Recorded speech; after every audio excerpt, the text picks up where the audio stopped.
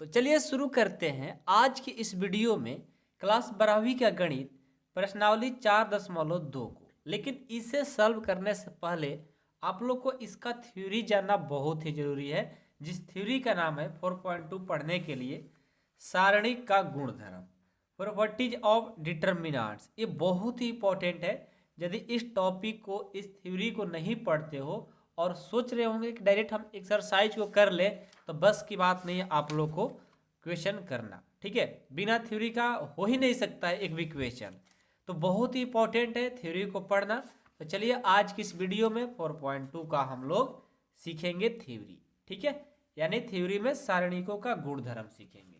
तो यहाँ पर हम पहले से लिख करके रेडी रखे हैं कि सारणिकों का गुणधर्म, प्रॉपर्टीज ऑफ डिटर्मिनेंट्स। ठीक है, तो सारणी का गुणधर्म आखिर होता कितना है? तो देखो, सारणी का गुणधर्म बहुत सारे होते हैं, लेकिन आप लोग को 12 क्लास में 6 से 7 पढ़ना है। बहुत ईजी है, अब ये मत समझना कि हमें नहीं आएगा, बिल्कुल आप लोग को समझ में आएगा। ठीक है, तो सारणी का गुणधर्म को पहले लिखेंगे। सारणी को सारणिकों के गुण के निम्नलिखित भाग में बांटा गया है। ये हम बात लिख लेते हैं, अच्छा रहेगा। सारणी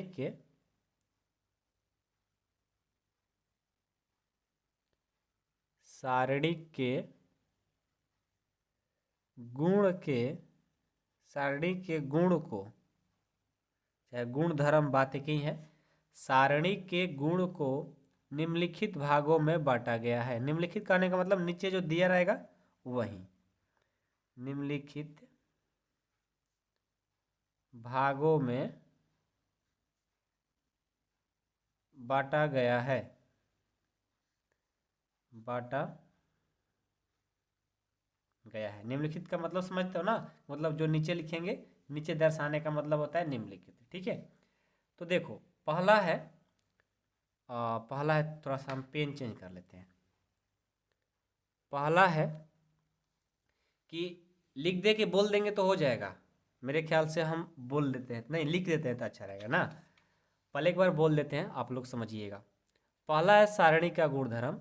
यदि किसी दिए गए सारणिक में उसके क्षैतिज एवं स्तंभ, ठीक है, को क्षैतिज स्तंभ को क्षैतिज में और क्षैतिज को स्तंभ में बदल दिया जाए तो सारणी के मान में कोई परिवर्तन नहीं होता है। कहने का मतलब है, यदि लिखेंगे तो अच्छा समझ में आएगा आप लोग को। यदि किसी दिए गए सारणिक में, यदि किसी दिए गए सारणिक में उसके क्षैतिज स्तंभ लिखेंगे, रो कॉलम लिखे, रो कॉलम लिखेंगे तो आप लोग को ज़्यादा समझ में आएगा ना। उसके रो समझ रहे हो, रो को कलन में, रो को कलन में, ठीक है, रो को किस में, रो को कलन में, तथा कलन को रो में बदल दिया जाए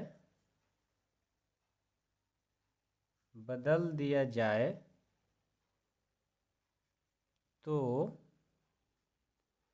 सारणी के मान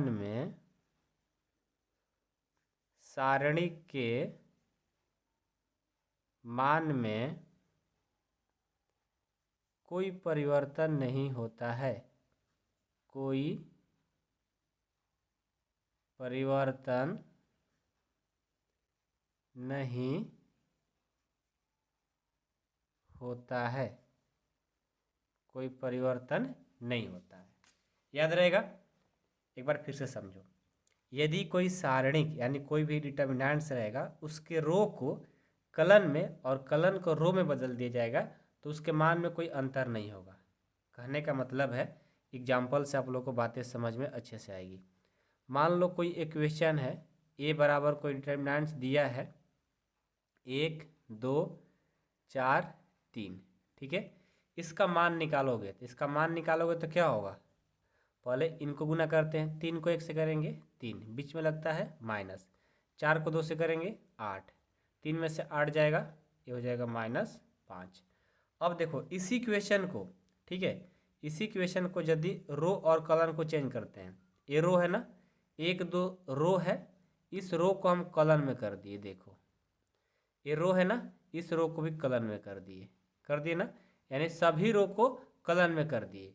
अब इसका भी मान निकालोगे तो देखो 3 को 1 से करेंगे 3, 2 को 4 से करेंगे 8, घटाओगे -5 ही होगा। यानी रो और ऑल कलन को जब चेंज कर दोगे तो उसके मान में कोई अंतर नहीं होता है। ये सब बातें आप लोग को अभी आगे अच्छे से समझ में आएगी, और यहाँ पर भी समझ में आ रहा होगा कि क्या है प्रॉपर्टीज, क्या है गुण। कहने का मतलब है कि डिटर्मिनेंट्स का पहला गुण है कि यदि रो को कलन में चेंज कर दे और कलन को रो में चेंज कर दे तो दोनों में कोई अंतर नहीं होता है, दोनों का मान सेम ही होता है। याद रहेगा ना, ये बहुत ही इजी है, ये सब कुछ नहीं यार, जब पढ़ लोगे ना कहोगे सर बहुत इजी था ये सब तो, ठीक है। अब दूसरा देखते हैं, दूसरा क्या इसका प्रॉपर्टीज है। दूसरा कहता है कि यदि किसी सारणिक में उसके रो को रो में और कलन को कलन में बदल दिया जाता है तो उसका मान ऋणात्मक हो जाता है। पहले इसको लिख देते हैं, उसके बाद आप लोग को बातें समझ में आएगी। यदि किसी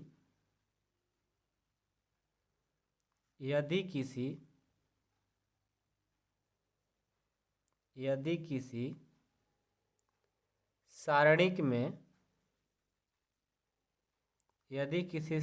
में उसके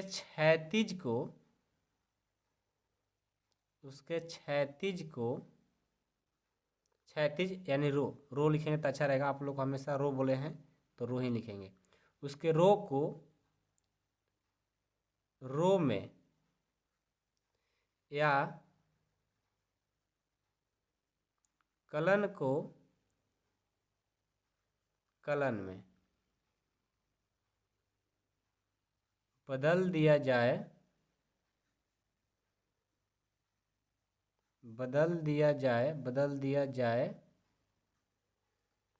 तो सारणिक का मान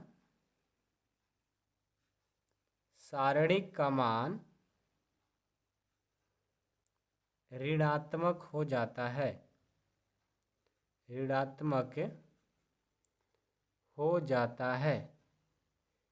इस बात को हमेशा याद रखिएगा। अभी आपको एग्जाम्पल से बताएंगे।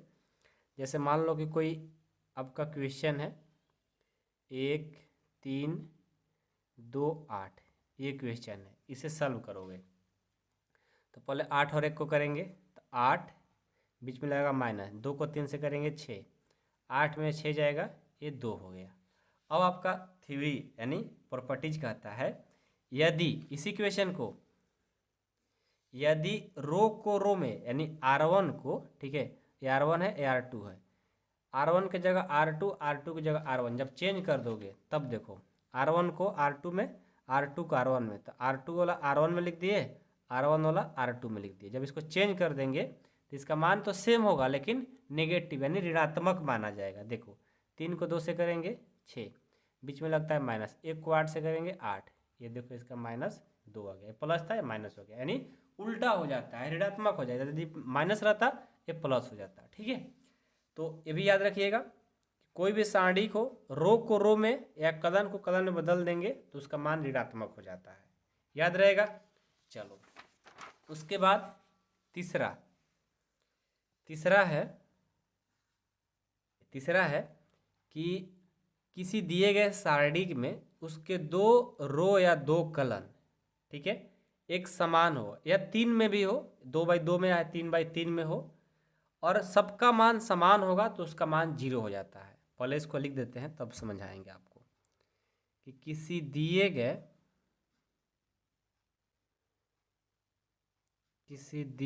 सारणिक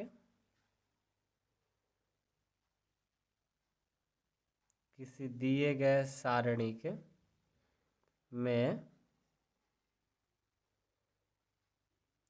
उसके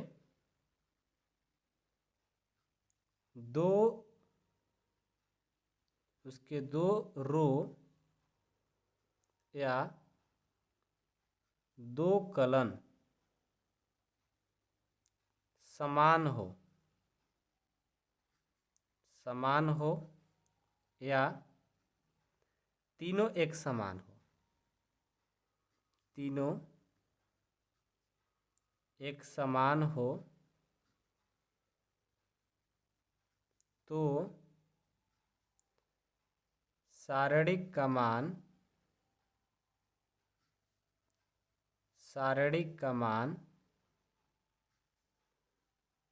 शून्य हो जाता है, शून्य हो जाता है। अभी देखना कैसे। तो मान लो हम एक एग्जाम्पल लेते हैं। इक्वेशन है 1 2 दोनों देखो R1 और R2 दोनों सेम है ना। अब दोनों सेम है, इसका जब मान निकालोगे 2 को 1 से करेंगे 2, फिर बीच में लगता है माइनस, 1 को 2 से करेंगे 2, इसका मान 0 हो गया। उसी तरह 3/3 वाला में भी लेंगे तो उसका भी मान क्या होता है, बराबर हो जाता है। इसे याद रखिए। इसे 3/3 में लेते हैं 1 4 1 2 3 2 3 और 5 6। तो देखो यहाँ पर एक कलन और एक कलन, दो कलन क्या है, सेम है, यानी इसका मान क्या होगा, 0 हो जाएगा। या तो दो रो या दो कलन समान रहेगा तो उसका मान 0, या तीनों बराबर होगा फिर भी उसका मान क्या होगा, 0 ही होगा। ठीक है, तो याद रहेगा ना, नहीं भूलोगे कभी भी ना। चलो, ये बहुत ही इंपॉर्टेंट है। अभी जब आप लोग 4.2 करोगे तो वहाँ पर इसका बहुत ही इंपॉर्टेंट, बहुत मतलब योगदान है। ठीक है, चलो अब चलिए 4 नंबर है कि मान लो यदि C1 है C2 के बराबर और C2 है C3 के बराबर, तो डिटर्मिनेंट्स का जो वैल्यू होता है, ठीक है, तो उस टाइम डिटर्मिनेंट्स का वैल्यू 0 हो जाता है। डिटर्मिनेंट्स को स्विच करने के लिए बताए थे ना, ये डिटर्मिनेंट्स है, उसका मान क्या हो जाएगा, 0 हो जाएगा जब तीनों बराबर हो जाएगा। तो C1 C2 C3। पांचवा है कि यदि R1 R2 के बराबर है और R2 R3 के बराबर है, इस कंडीशन में भी डिटर्मिनेंट्स का वैल्यू क्या हो जाता है, 0 ही हो जाता है।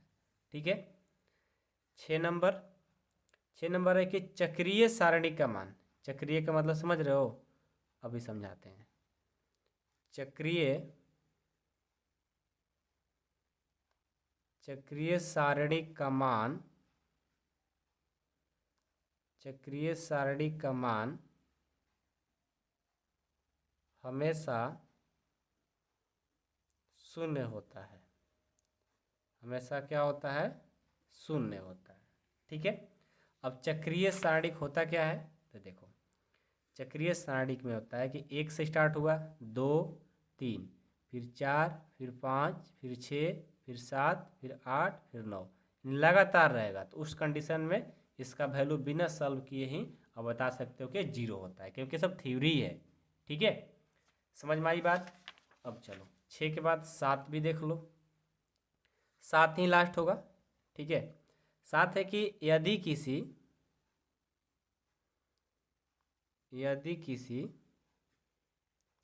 दिए गए सारणिक में उसके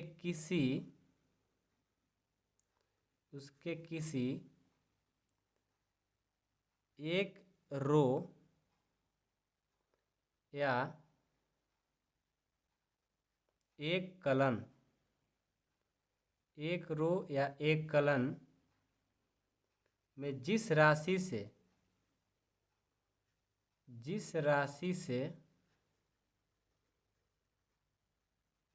गुणा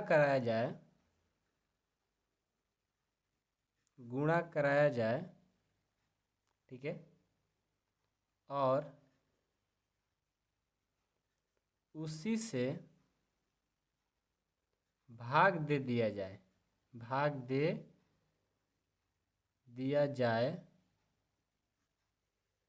तो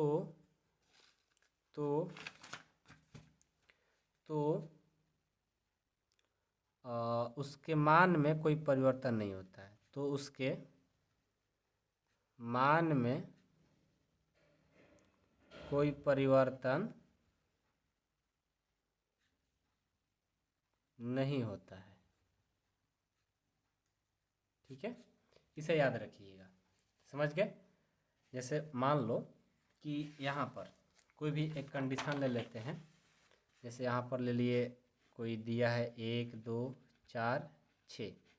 हमने क्या किया कि R1 में 2 से मल्टीपल किया और इसमें 2 से भाग दे देंगे, तो फिर इसमें मान में कोई अंतर नहीं होता। आप ये कर सकते हो। ठीक है, जैसे आपने 3.4 में पढ़े थे ना, वही सेम रूल 4.2 में भी यूज होता है। जब आप लोग का 4.2 अच्छे से कंप्लीट हो जाएगा तो 3.4 भी अच्छे से कंप्लीट हो जाएगा। यानी दूसरे के एक अपोजिट है। जब ए अच्छा से कंप्लीट हो गया तो समझो ए कंप्लीट, जब ए कंप्लीट तभी कंप्लीट, यानी दोनों कंप्लीट तभी होगा जब दोनों पढ़ लोगे। ठीक है, तो पहले हम आप लोगों को 4.2 अच्छे से पढ़ाएंगे। पहले तो एग्जाम्पल का वीडियो आएगा, फिर आपका एक्सरसाइज का आएगा, उसके बाद 3.4 का एक पार्ट 3 बचा है, उसको हल कराएंगे। तो 3.4 और 4.2 दोनों एक दूसरे से रिलेटेड है, दोनों एक ही कंसेप्ट पर बनता है। तो ध्यान देना होगा, समझना होगा। कल की वीडियो में 4.2 का आएगा, उसको देखना नहीं भूलना है। ठीक है, बहुत इंपॉर्टेंट है। पहले एग्जाम्पल करा देंगे, उसके बाद फिर प्रश्नावली को करा देंगे। ठीक है।